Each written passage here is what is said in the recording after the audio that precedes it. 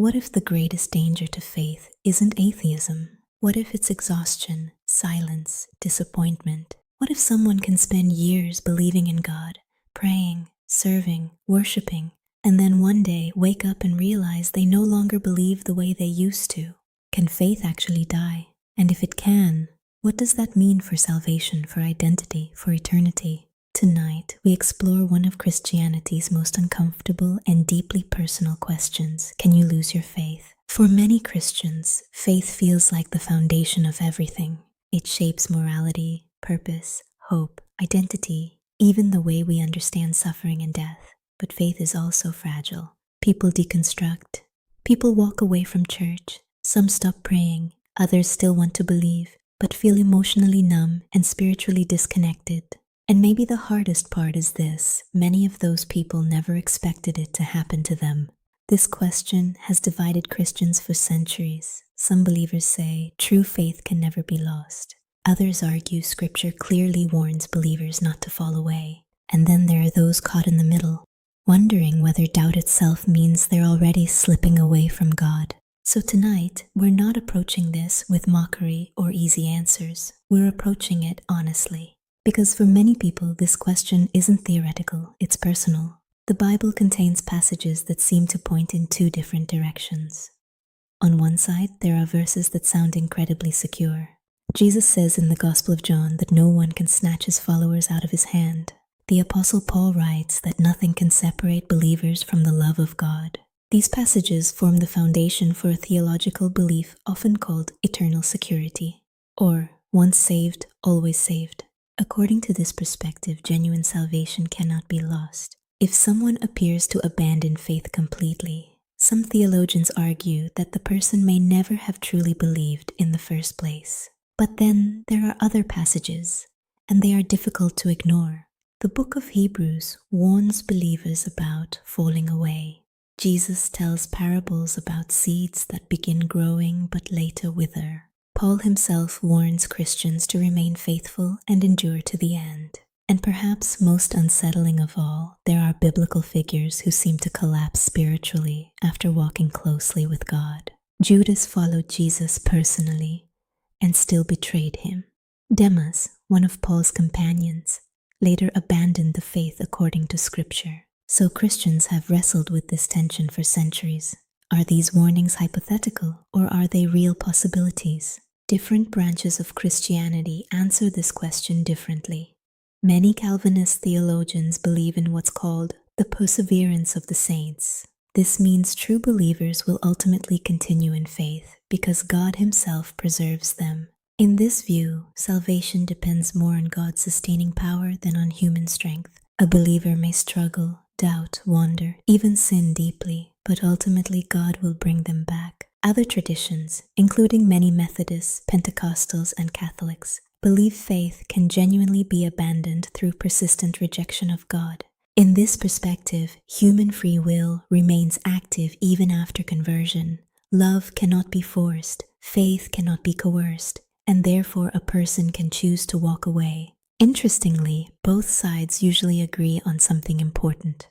Faith is not merely intellectual agreement, it's relational. It's trust, and relationships can become complicated. Even in the Bible, faith is rarely portrayed as constant emotional certainty. Some of the greatest biblical figures experienced fear, confusion, anger, and deep spiritual struggle.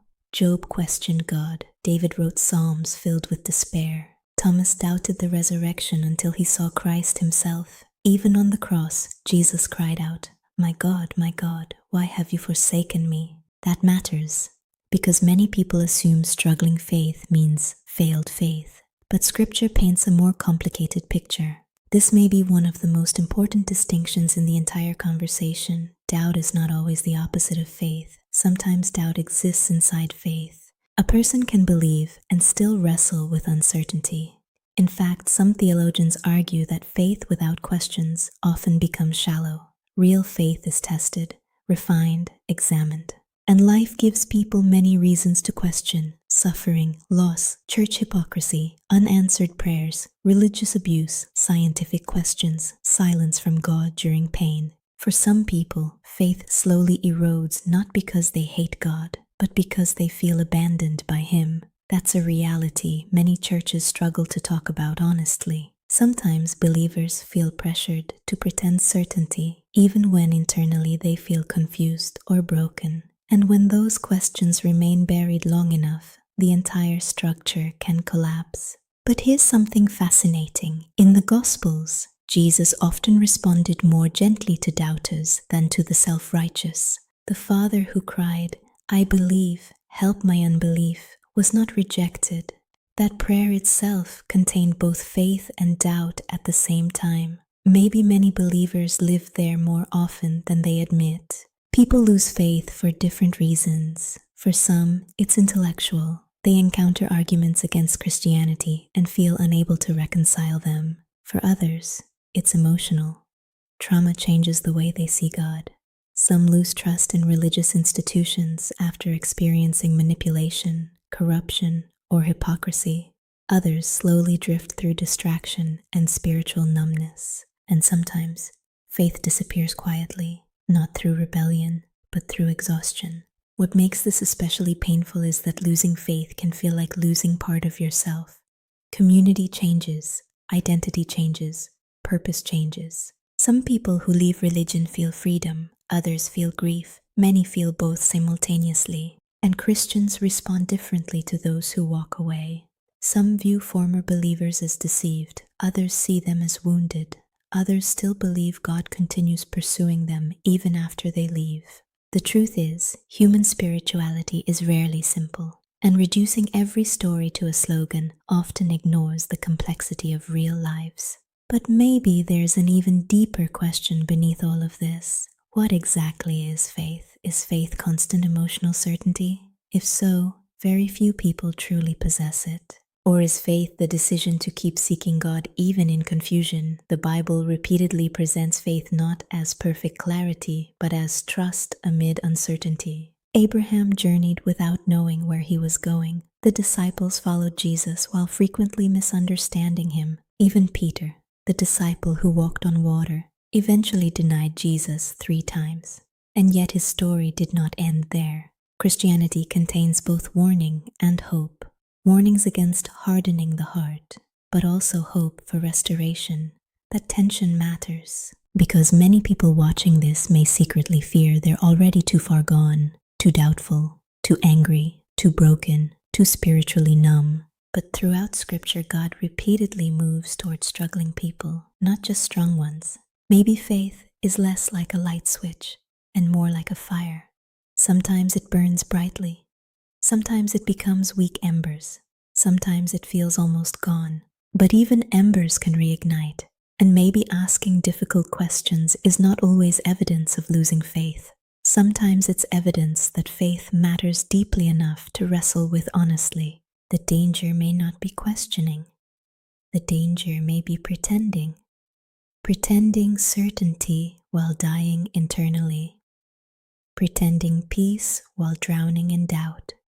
Pretending belief while feeling spiritually empty. Authentic faith has always involved struggle, and perhaps one of the most human prayers ever spoken was this: Lord, I believe, help my unbelief. So, can you lose your faith? Christians have debated that question for centuries, and sincere believers still disagree. But maybe the more important question is this: what do you do when faith begins to crack? Do you hide it, suppress it, walk away, or dare to confront the questions honestly? I want to hear your thoughts. Have you ever struggled with doubt? Do you believe faith can truly be lost? Or do you think God holds on to people even when they stop holding on to Him?